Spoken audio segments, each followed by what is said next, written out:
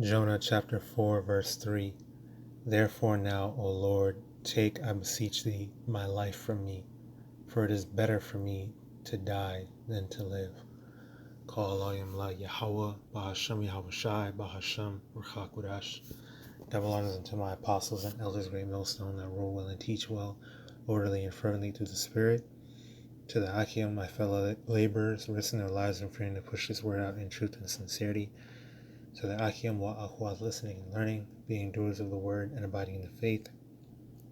And to the speckled birds scattered abroad that look like the other nations, but are truly Yasharallah through the Spirit, Shalom, wa Barakatam. This is your brother Ariel from the JMS Orlando camp. And I want to make a quick lesson going into, something that was on my spirit. I'm reading through the book of Tobit, and, I came across, when Tobit had pretty much prayed unto the Heavenly Father to basically put him to death because, he was going through it. And then I, just looking up these precepts, I remember that, he's not the only one that asked for death. And, hey, brothers can relate to that as well. Brothers have gone through, particular thoughts, very low points in our lives where we just want to go to the spirit world. And even now we still have those thoughts, some on and off. I'm not going to sugarcoat it. I'm not even going to front. Brothers going through it. But that's something that that's a part of the condition of the battle. It just falls in line with the demons that you got to fight, the thoughts that you have to rebuke, because that's not what Yahawashi wants for us. Okay, Lord's will, we're part of the elect. Our lots are to endure. Okay, He is, because, brothers went into it this past Saturday, bringing out that quote of, hard times create strong men create good times create weak men, and weak men create hard times. Right now, we're in those hard times, and these hard times are creating those austere, powerful men of Yahawadah, the ones that are created to be a hedge of protection, for those that would follow us, for our families, our children. Okay. And Lord's will, we're being built up to be those future rulers in the kingdom of heaven, joint heirs with Yahawadah, the first fruits of the kingdom, if you will. Now, the Lord is bringing us through the evil in order to make us appreciate the good. You can't appreciate the good unless you have the knowledge of the evil, So, for example, when it comes to judgment, okay, laws being set in place in a society, because we've been living here in Babylon for so long, and the Lord has allowed us to see how perverted Esau Edom's judgment is, right? That makes us, we look into the scriptures, we look at how things were done in the ancient world, we look at our ancient customs, and it makes us appreciate it that much more. It makes us like, damn, we need order, because there's none of that here. It's all chaos, it's all disorder. People taking bribes. Esau Edom doing things according to his own policies and unrighteous decrees. Okay? And Jake, our people, are being persecuted disproportionately suffering under oppression. Judgment is not going forth righteously. So that makes us desire, long for righteous judgment to be executed that much more.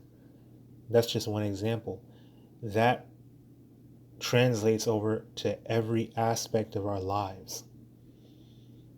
We think about the kingdom, we think about how we're never going to have to work again. And the way we think, bro, like it's really just scratching the surface. There's so much more that is in store for us in the kingdom.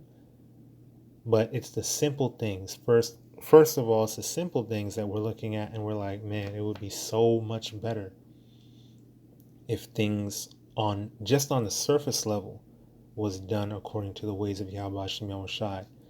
How much more all the ins and outs of righteous governance that we may not even be thinking about, and all the other glorious things that YAHAWASHI has in store for us. You know what I mean? So what this is providing us balance.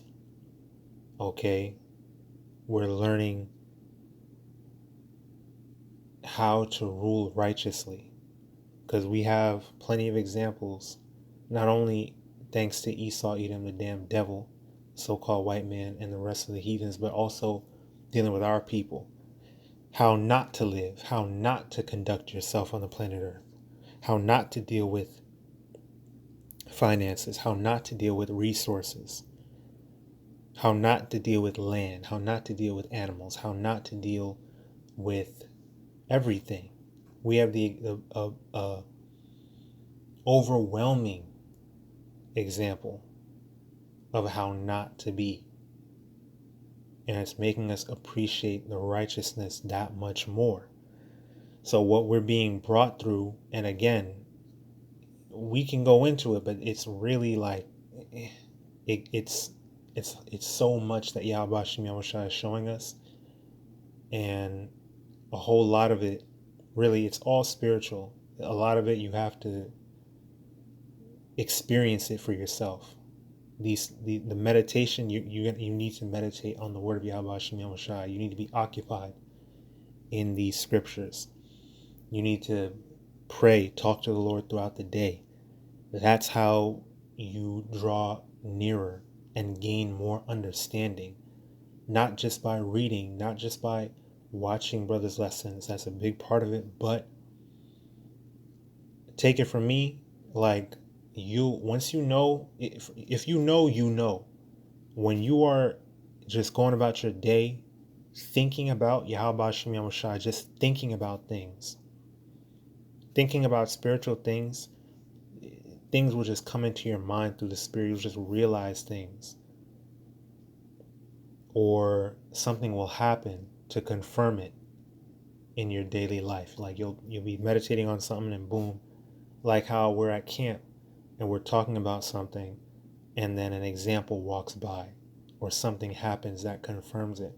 It's those little experiences and things like that that really show it. It hits closer to home once you experience these things. You know what I'm saying? So it's all for our growth. It's all for our growth. And it's going to pay off. Like, this is the greatest investment, is the elect, you know, and YAHAWASHI is the one behind it, you know. So it's more than worth it. It may not feel like it because we're in the flesh and we're suffering and we hate our lives, but trust and believe in YAHAWASHI's will, in his words. It's going to be, because the sufferings of this present time are not worthy to be compared to the glory, the eternal weight of glory that is going to be revealed in us. Okay? So that's all a part of enduring. Now, I just wanted to grab these examples going into, even our forefathers, right? They had these thoughts, man. They had these thoughts. They wanted to go to the spirit world, man. So don't let, You can't let it weigh you down though. You gotta a righteous man, a just man falleth 7 times but riseth up again. We're down. We're down right now, but we're not gonna stay down. Really, it's up. We're on an up we're on an upward motion. If you look at them graphs, right now we're on a steady incline. It's only up for the elect. We don't take losses. The L's that we take are lessons. It's all teaching us the righteousness of YAHAWASHI, and it's giving us insight into the mind of the Lord, and it's teaching us how to rule. Because you got to really understand, like we talk about this, and Jake loves to talk, I'm a king, and ruling class mentality. Do you really understand what it means to be a ruler? Like, do you really understand what YAHAWASHI is going to do for us? This isn't a game. Like, this is actually facts. We're actually going to rule. We're going to be kings over the whole world. Everybody is going to bow down to us. They're going to follow after us. That's real shit. There's a lot of weight behind that. The things that we're going through, like, this is all leading up to that. Like, you have to really understand how serious what we're going through is, and how much YAHAWASHI is entrusting us with. It's some serious shit, man. Like I said, these are things that you have to meditate on your own leisure time. In your mind, this has to stay in your mind throughout your daily life. That's how shit really hits different for you on an individual level. Experience. That's the best teacher, and YAHAWASHI is putting us through it. The only way we're really going to get things, most things, I'll say, is through experience. Okay? Now, experience, I don't necessarily mean you got to learn the hard way. I mean, we're learning the hard way right now. Our whole lives is the hard way. We're in captivity after all. But what I mean by experience is just you literally feeling every second of meditation, thinking about something that you read, a scripture that you read, thinking about something that you went through, reflecting on it. What do I need to gain from this? What do I need to learn from this? You know, I just looked and I just happened to notice somebody walk by. What that could have meant something. You know, I'm not saying to overanalyze things, but that's how I see things. That's just me. It's different for everyone. How you talk to the Lord is different from how I talk to the Lord. So you got to find your pace. You got to find your own unique form of communication with YAHAWASHI, what he's trying to show you. Examine yourself, where you need to grow, what you need to put more attention into, and things like that. This is the intimate relationship with YAHAWASHI that every one of us has, you know. But anyway, back to the original point is them thoughts, and not even just wanting to end your, self-deletion, right? Or maybe not even self-deletion, but just wanting to die. You know what I'm saying? Because these examples I'm going into, they weren't all, they weren't going to do it themselves, but they prayed or they asked the Lord, take my life, but not even necessarily just that, but just negative thoughts in general. These is demons. You got to rebuke them. These evil thoughts, you have to rebuke them. You got to overcome them. And you're going to be stronger for it. You're going to see, man, I was tripping. And I see now what the Lord was trying to show me. What he was putting me through, why he was putting me through it. That's the only way you can grow. You got to go through shit. That's the only way you can grow.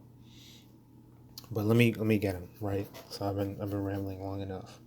Jonah 4:3 is the one we just read. Therefore now, O Lord. Now Jonah was going, we read the book of Jonah, and he had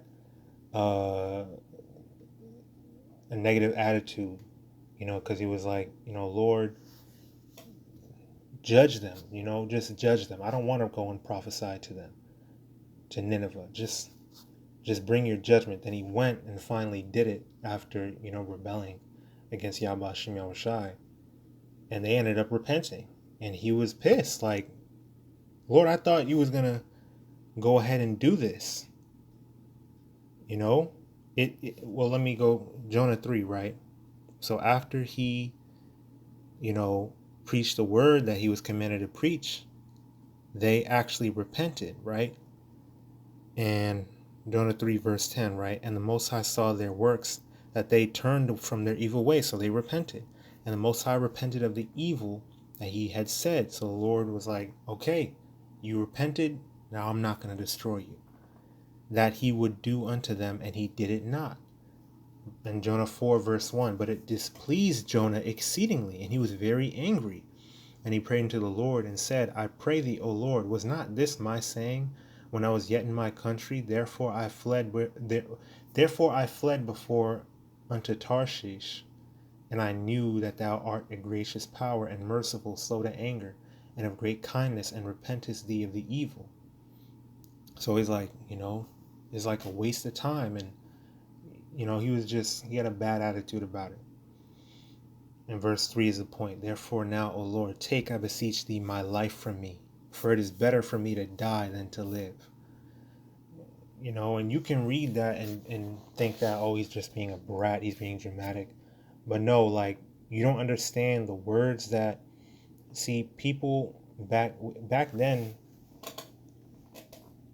words really held a lot of weight. Our forefathers really meant what they said,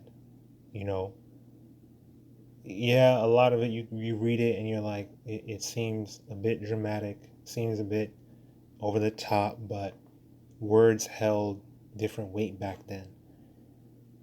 And a lot of times, I don't want to say the scriptures don't do it justice.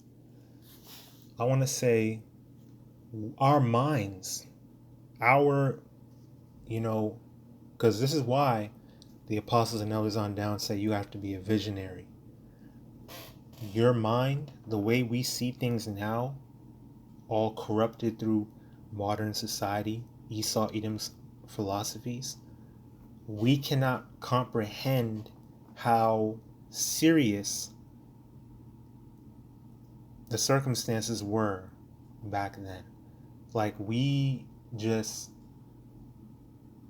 are a lot of times are unable to put ourselves in that scene, in that position back then. Okay, once you really, this is a part of meditation. Once you really get into it, maybe you need to read the NLT sometimes as well. Maybe you need to read the GNT to get maybe a different wording, different way that it's explained or read will give you a better perspective on it.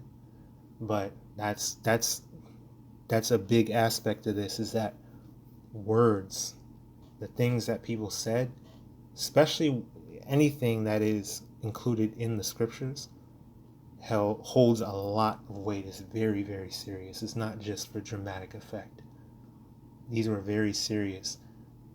These accounts of our forefathers, they really meant what they were saying, It really shows you how serious it was. And a lot of the things that they were going through, we're going through the same thing. Because you can say that about us too. You could say, bro, you gonna self-delete over a girl leaving you and blah blah blah blah blah. Like, yeah, we can look at it like, what the hell? Like, nigga, you simping, you tripping over a girl. But when you're actually in that situation and a girl really breaks your heart, you are through. It's different when you really go through it. Like, when you get through it, hindsight is 20/20. But when you're actually feeling how that shit feels in the moment, yeah, you want to end your life. yeah, you don't give a shit. You want to crash out, you know? So that's something to keep in mind as we continue, okay? Here's another example in Numbers chapter 11. Here's our Moses, right? And if thou deal thus with me, matter of fact, I'll start up. Numbers 11 and I'll start verse 14 actually. I am not able to bear all this people alone because it is too heavy for me. Right. Dealing with Moses, right? During that exodus out of Egypt, he was set up as the leader. He was set up as the one that would lead the deliverance of our people out of Egypt. That is a heavy duty responsibility. That was a lot on him, right? And he had his brother Aaron, right? But Moses was the main one set up, which is exactly why he was. And you see how our people were acting, how they were talking, the utter foolishness and rebelliousness. Like, that's another thing that I always thought growing up when I was taught the Bible, right, all the way in the Christian church. I was like, God delivered the Israelites out of Egypt, and then they turned around and built a golden calf and worshipped a gold idol that they just built. Like, are they stupid? How dumb do you have to be? I would never do something like that. Well, nigga, guess what? You did. You very well may have been one of them idiots back then. It may not literally be that particular thing, but no, we can say, oh, we was in the land. We knew who we were. You know, YAHAWAH was much closer to us back then. We were speaking the Hebrew. We had fringes everywhere. It was somewhat Salaki. It was somewhat homogenous. Like you look at a place like China or Japan, and it's just a bunch of Japanese people, and all they see is people that look like them, people that speak the same language as them. You know, exclusive type shit. That's a very comfortable, very nice situation to be in. You all keep the same customs, you worship the same God, the same religious customs, you speak the same language, all that. You eat the same foods, all that.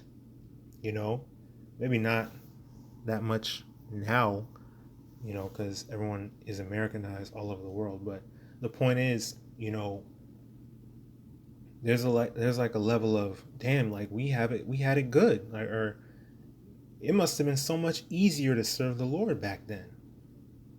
You may think that, but I mean, how do we end up where we are today? You can say all that, but when you put yourself in that situation, like when you really visualize yourself back then, well, how did we end up here? Okay, think about that and humble yourself. Speaking to myself first and foremost, because obviously, nigga, you didn't. It wasn't easy, because you're here now. So it's just something that, again, that's something to think about. It's something to think about, because just as whatever we go through, we be feeling all types of ways. Our 4A was no different. Our forefathers essentially went through the same shit. They felt the same way. It's always been a struggle. This is the condition of the battle. And the Lord has been dealing. The Lord never stopped dealing. You know? So it's about enduring. It's about humbling yourself, meditating upon the word of YAHAWASHI, trusting Him. You got to keep pushing. You got to keep going. Okay? All this,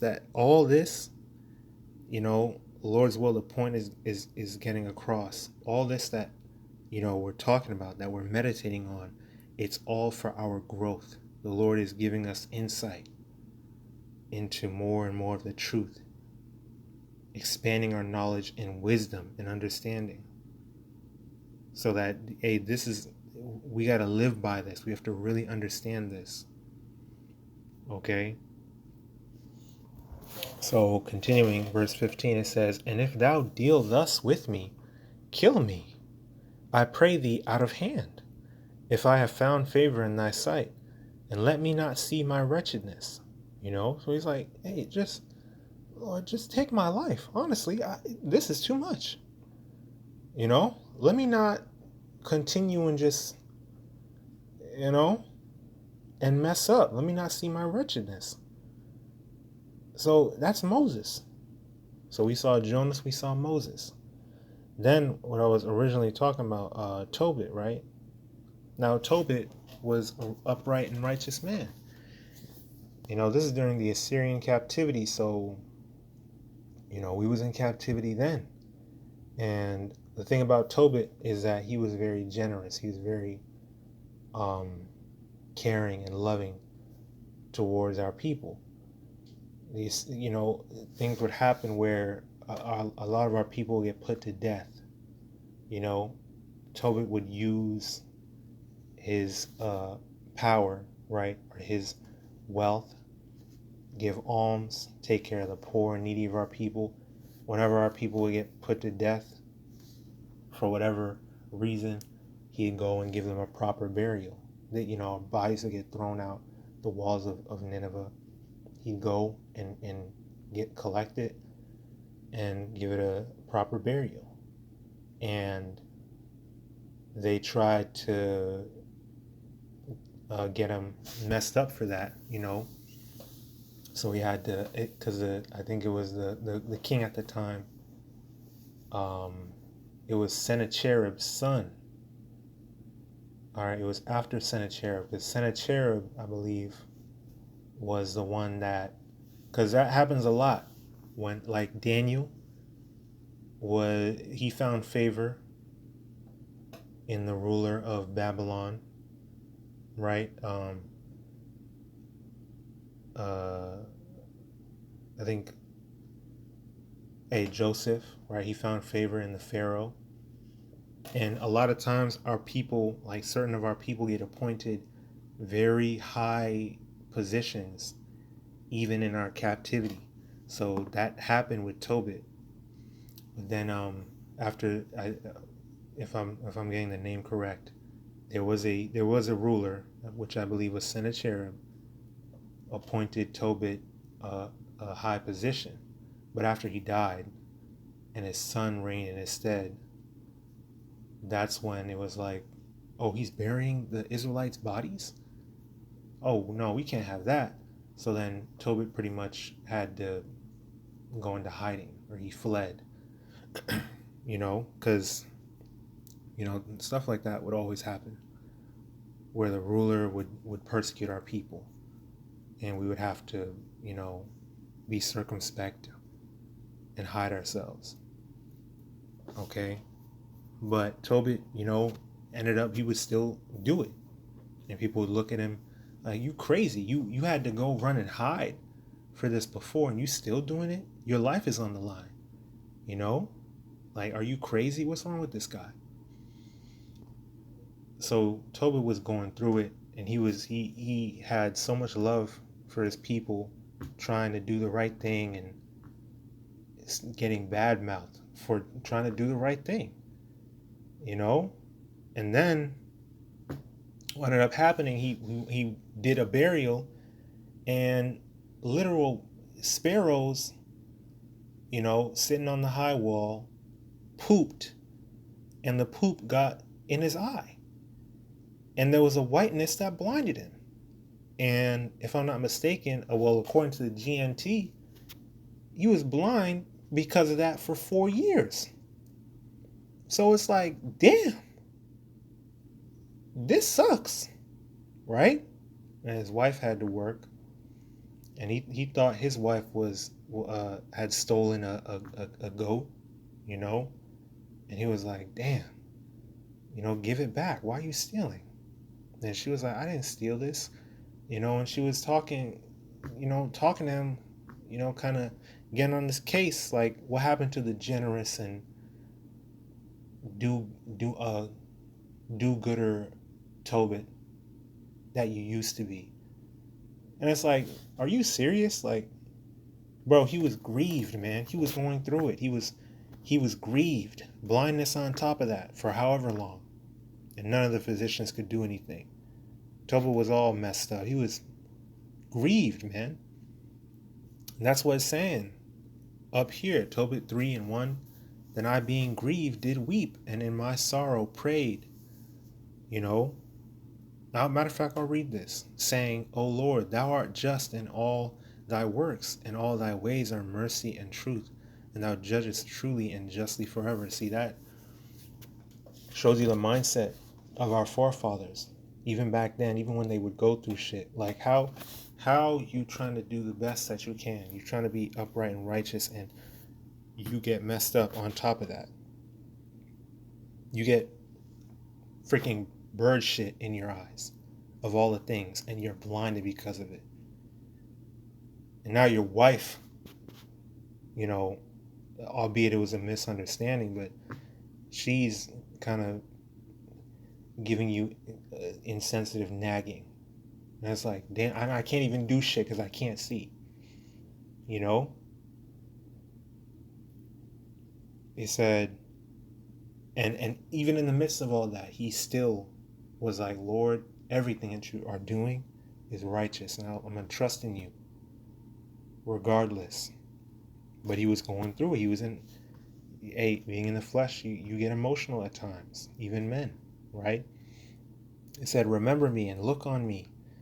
Punish me not for my sins and ignorances, right? Because at the end of the day, we're all guilty. We've all fallen short. And the Lord exacteth of us less than our iniquities really deserve. So even in our righteousness that we attempt to the best of our ability, we still know that, hey, we need mercy. You know? So he had that humility about him.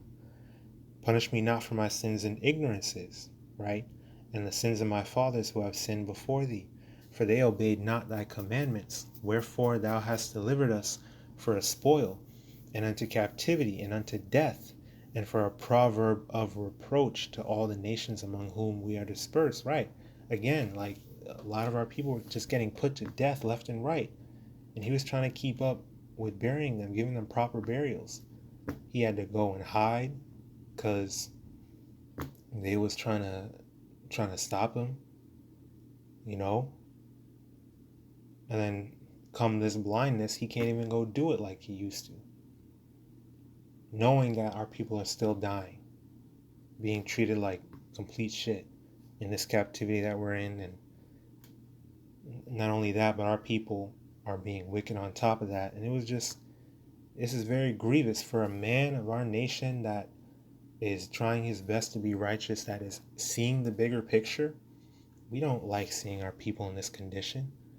We don't like being in this condition, but a wise man, oppression maketh a wise man mad, man. That's why it's like, man, it's worse. Like we can put up with it as men. That's just how it is. We know no one gives a shit about us. We know that no one's gonna hold our hand and feel bad for us and baby us. No, we have to be those strong men in the midst of the hard times. We got to make shit better. We know that. That's just how it is. But it hurts us when our loved ones suffer. It hurts us to see our people in the condition that they're in. We hurt more so for other people than ourselves. We just hate the condition that we're in as a nation. You know? That's why I come to a point where it's like, Lord, I don't even want to deal with this. I can't even deal with this. You know? So I'd rather just be gone up out of here. Right? But it said, verse 5, and now thy judgments are many and true. Deal with me according to my sins and my fathers, because we have not kept thy commandments, neither have walked in truth before thee. Now therefore deal with me as seemeth best unto thee, and command my spirit to be taken from me. Right, give up the spirit. Right? Or like it says, give up the ghost, which is really your spirit taken up out of your body because you die. He said, command my spirit to be taken from me. Like, hey, kill me, that I may be dissolved and become earth. Right? Dust returneth to the dust, you know.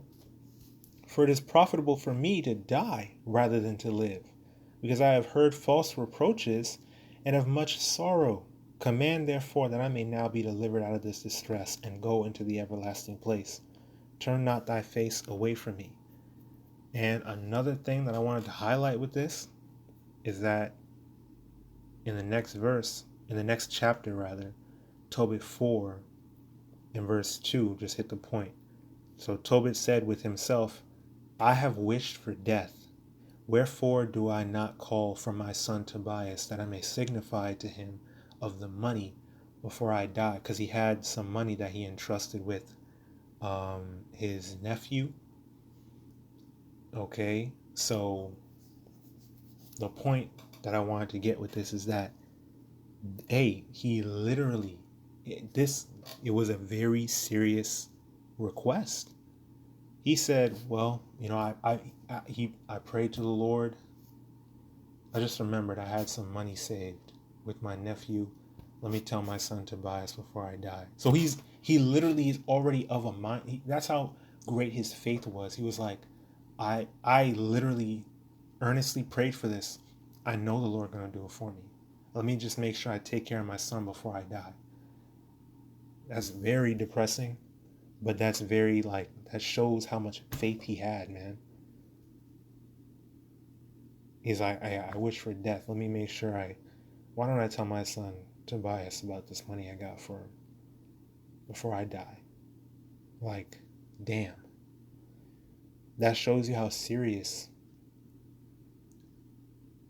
that sorrow that he had, not only how depressed he was, but how faithful he was, that he's like, the Lord is gonna do it. I pray for the Lord is gonna do it. You know what I mean? And that goes into every idle word, especially prayer. You not only see, that's man, it's like two sides to that. Be careful what you say, man. Be careful your idle words. Hey, I heard, you know, the brother Nahoya said it this past weekend, like, hey, brother, don't speak down on yourself. Speak life. Have confidence. Speak positive things. Think positive thoughts. That's real shit. Because your words hold a lot of weight. Our words hold a lot of weight. Our prayers are being heard by YAHAWASHI Yahawashi. So not only careful what you say, take it very seriously, right? Also going into the vows that you make, right? But also, that's how much faith you should have, man. Be careful what you say, because the Lord, hey, you're going to get an answer, man.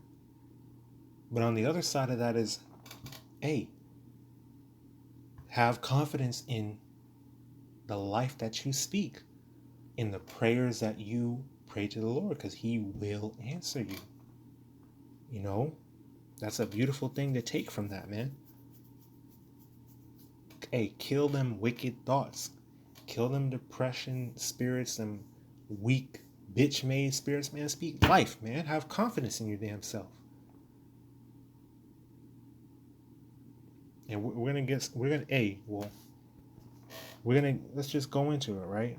Well, first, let me get this, right? Because also, well, I'll just say it, right? Pretty much, there was a woman who ended up being Tobit's son's wife. Her name was Sarah.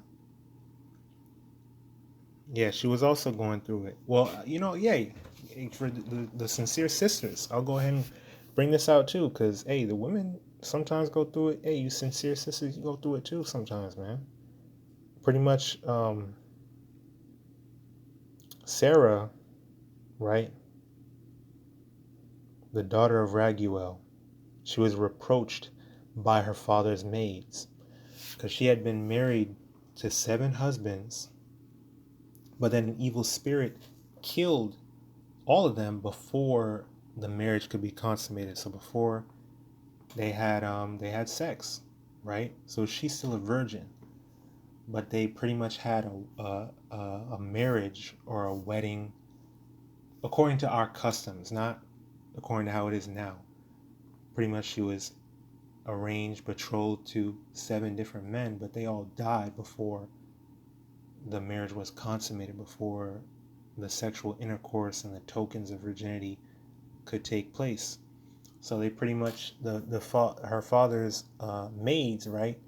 They reproached. They were like, "You curse, you got 7 husbands already. You gonna, they're dying because of you, you know."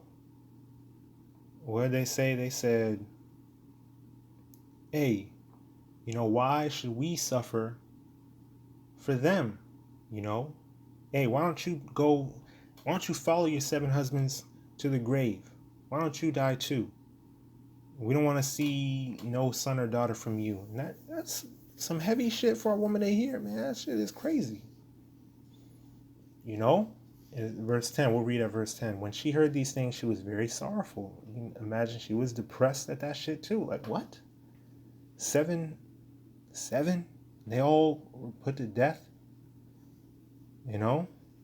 So that she thought to have strangled her. So she was thinking about self-deletion too. And she said, "I am the only daughter of my father." Right? But she was that's how our women was back then. They were selfless. Right? They did not have the mindset that they have nowadays.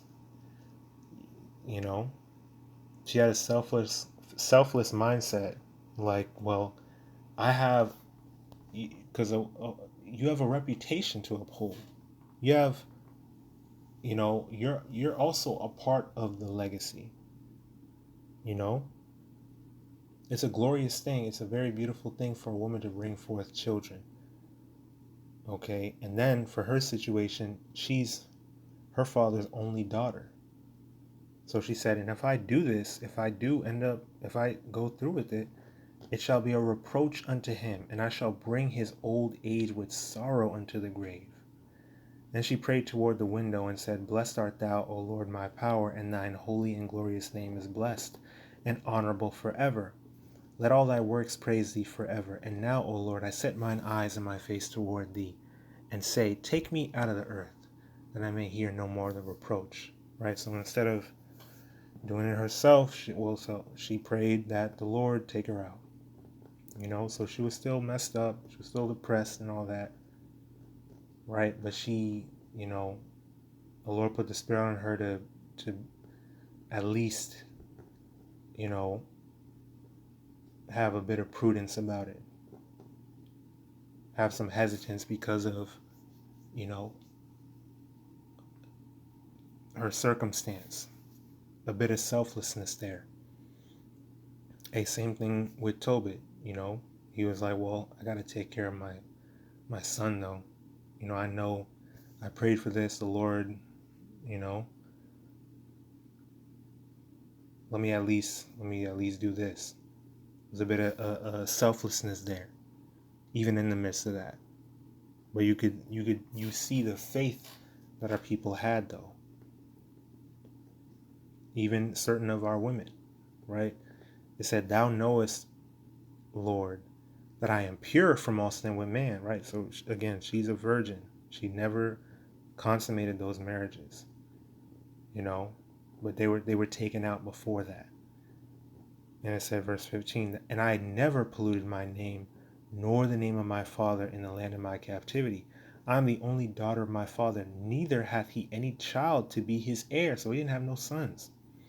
"Neither any near kinsman, nor any son of his alive, to whom I may keep myself for a wife. My 7 husbands are already dead, and why should I live?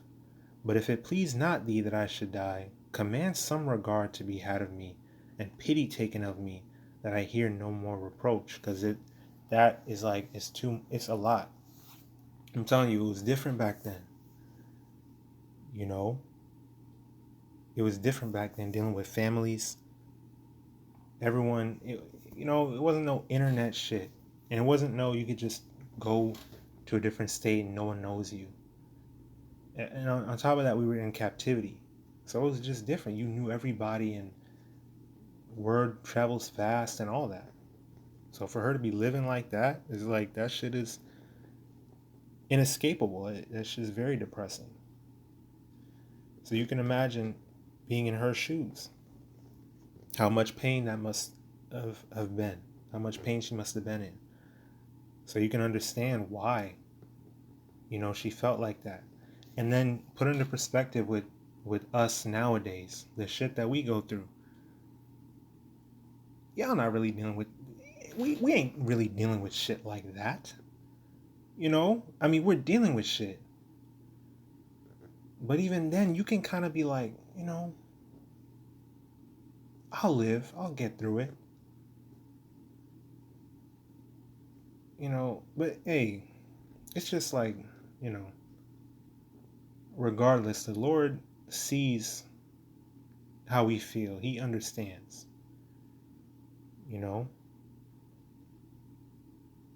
but it's gonna, here's the thing about it, right? So let's keep reading, right? So verse 16, it says, so the prayers of them both were heard before the majesty of the great power, BAHASHAM YAHAWASHI. And Raphael, the angel, was sent to heal them both. That is, to scale away the whiteness of Tobit's eyes, and to give Sarah, the daughter of Raguel, for a wife to Tobias, the son of Tobit, and to bind Asmodeus the evil spirit, because she belongeth to Tobias by right of inheritance. The self-same time came Tobit home and entered into his house, and Sarah, the daughter of Raguel, came down from her upper chamber. So, hey, the Lord heard their prayers, right? And what happened? Hey, Tobit was healed of his blindness. And Sarah then found a husband. The Lord appointed Tobias, right, to go and marry Sarah, get her a husband. And the evil spirit that would put her would-be husbands to death was binded, and that reproach would be taken away from her. So basically the point going into, it really applies to any negative thoughts, any shit that we're dealing with. But especially them thoughts of self-deletion, because that's like the furthest you could go, is ending your life. That's the most like drastic thing. But as far as any depressing thoughts, any low self-esteem, any negativity regarding yourself, hey, pray unto the Lord, man. Have faith, walk uprightly, understand that we're going to suffer, understand, yeah, we're going to deal with shit, but pray unto the Lord. He gonna take care of us. He gonna show us. He's gonna strengthen us. Hey, I'm with you. Hey, keep fighting, because I'm gonna get you up out of this captivity. Lord's will, we're gonna see the fall of our enemies. We're gonna see the raising up of our people, starting with the elect. This ain't the end all be all, man. All right, don't give up. Don't never give up hope, man. Now, especially, right, because this is like, again, death is like, that's like when you hit rock bottom type shit. You just want to end it all. Okay? A lot of times the Lord uses the most drastic example to really get a point across. And a lot of times that can, like any other shit that you may have been thinking about, trivializes it, and you're like, shit, if the Lord came through for us in that situation, why wouldn't he come through for us in any other situation? Like brother always says, you think, hey, the Lord delivered us out of the superpower, ancient Egypt, in glorious fashion. He opened up the sea for us to walk through. What? And swallowed up the Egyptians that were pursuing us. The Lord held the sun up for us. The Lord guided us with a chariot, man. Bro, the Lord fed us with manna from heaven. You know? Bro, you know what everything that the Lord has done for us? And you think the Lord can't get you out of your 1-bedroom apartment, 2-bedroom apartment? You think the Lord can't get you that car that you want? You think the Lord, you know, can't give you a family? You think the Lord can't, you know, help you grow a beard? Them little shit that, because we really ain't dealing with shit, man. And even when we are, even if you are dealing with shit, even when we are dealing with shit, because we go through shit, you think the Lord not gonna get you through it? Brothers have so many powerful testimonies. I'm like, damn, how did you get through that? The Lord got him through that. You think the Lord can't do it for you? So I wanted to go into these examples, right? Because you see how the Lord came through for them. And these is just like what, 3-4 examples. How about everything else?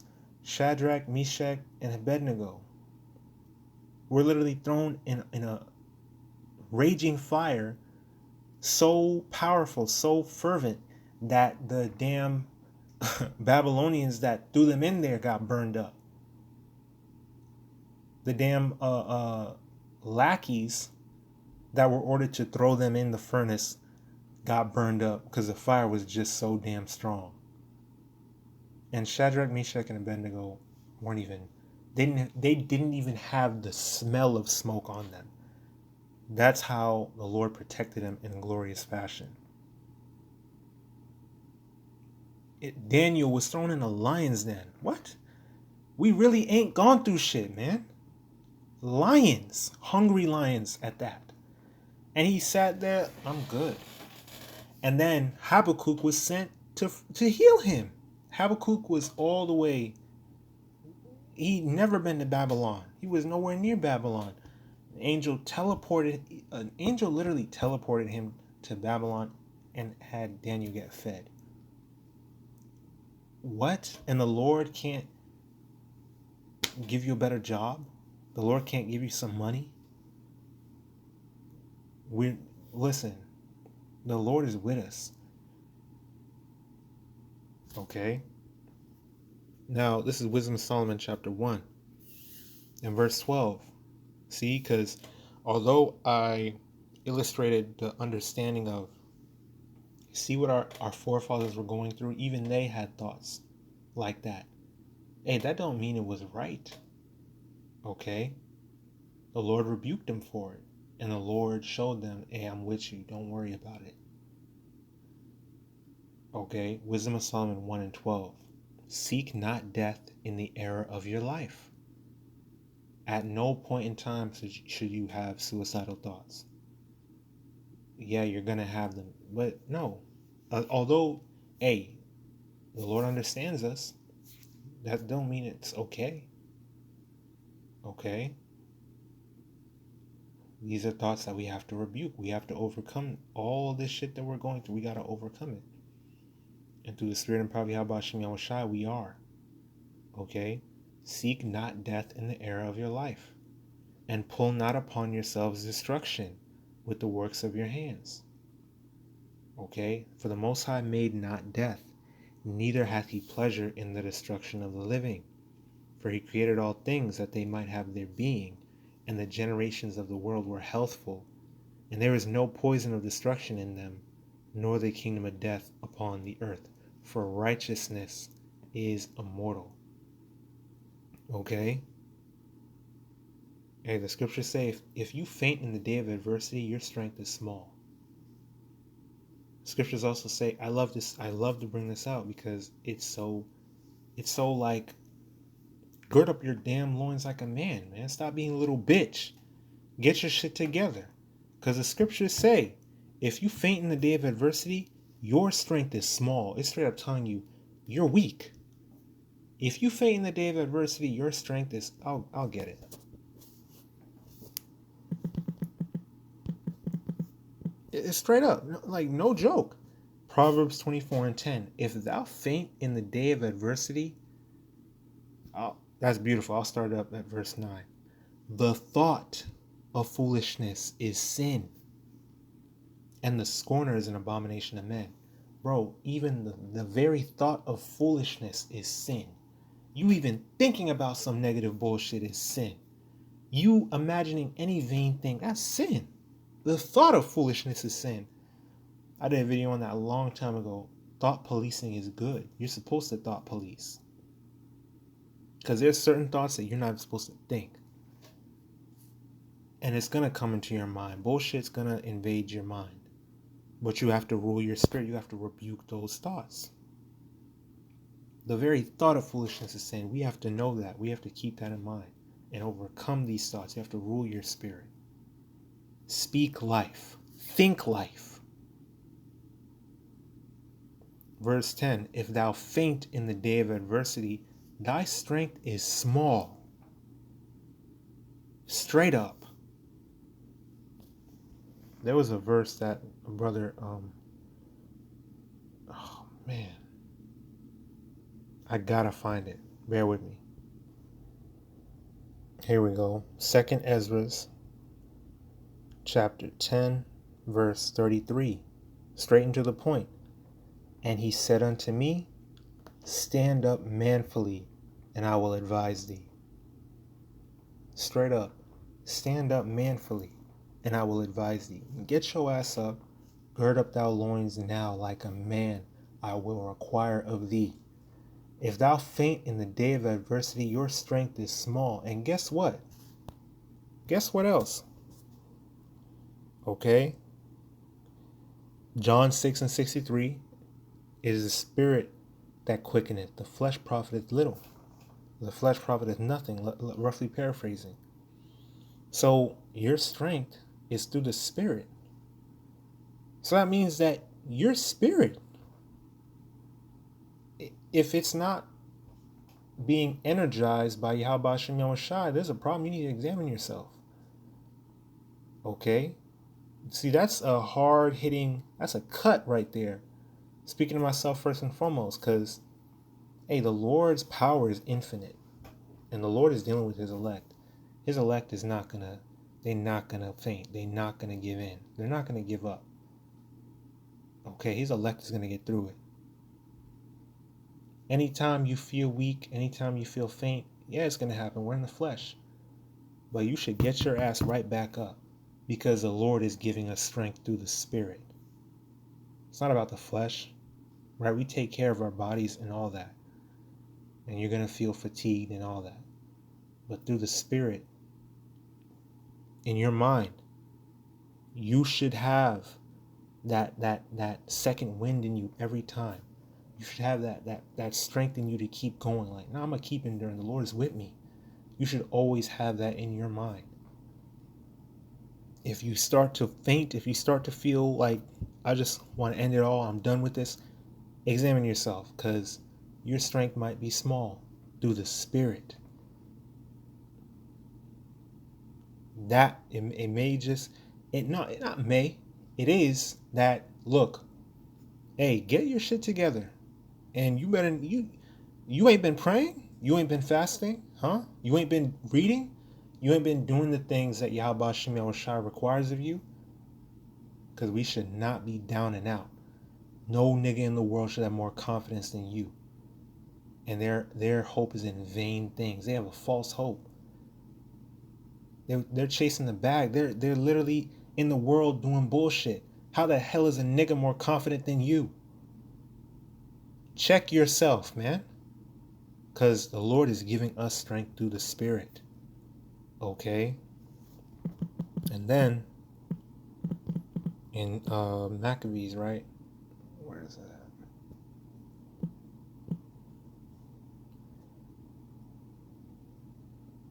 First Maccabees chapter 3, verse 19. For the victory of battle standeth not in the multitude of an host, but strength cometh from heaven. Period. So, Lord's will, we're a part of that number. If you are diligently seeking YAHAWASHI while he may be found, if you're praying, fasting, reading, meditating upon his word, being occupied in prophecy, trusting in him, then he is strengthening you through the Spirit. He is strengthening you. So straight up, if you faint in the day of adversity, man, your strength is small. That means that you're not drawing nigh to YAHAWASHI YAHAWASHI like you should be. Check yourself. Examine yourself. It's like, hey, the Lord is a man of war. He's not dealing with no little weaklings, man. I did a video on that too. We're not no weak nation. We're not a nation of weaklings. Again, we understand the flesh. You have those days, but shouldn't none of us be depressed? Shouldn't none of us have, mental illness like they say? All types of negativity and weakness. You got to get your ass up, dust yourself off, and keep walking. Period.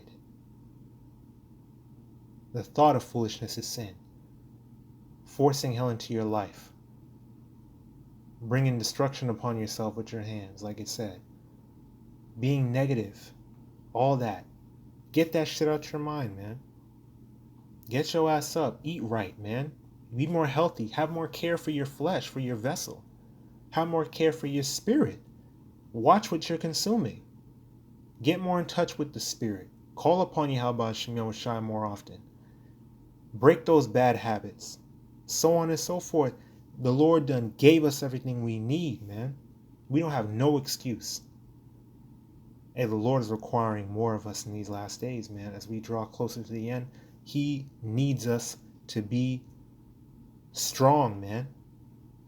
Not just the men. Like I just read about the women, too. Praying to the Lord, man. She had them thoughts, she was depressed, but she prayed. She went straight to prayer. It didn't say that it said, she thought to strangle herself, but she was like, no, let me pray. No, let me think selflessly. Let me think about my family, my father. And she went to prayer, to YAHAWASHI YAHAWASHI. That's faith. Okay? Again, you're going to make mistakes. We all are making mistakes. None of us is perfect. We all fall short. There are going to be times where Satan is getting the best of you one day. Okay? But are you staying down? Or are you getting your ass back up? All right? And we're going to continue to push this, man. No more weak shit. For the men nor the women. Okay? Strength coming from heaven. The Lord is giving us strength and keeping us going. So tap into Him, man. Tap in. So, this went on longer than I thought, but it's all through the Spirit. Call out YAHAWASHI YAHAWASHI. Pray this was edifying, exhorting, and uplifting through the Spirit of YAHAWASHI YAHAWASHI. So why do YAHAWASHI YAHAWASHI Kaya HaRAWCHAA bestowed upon me to bring out this lesson and push forth this word?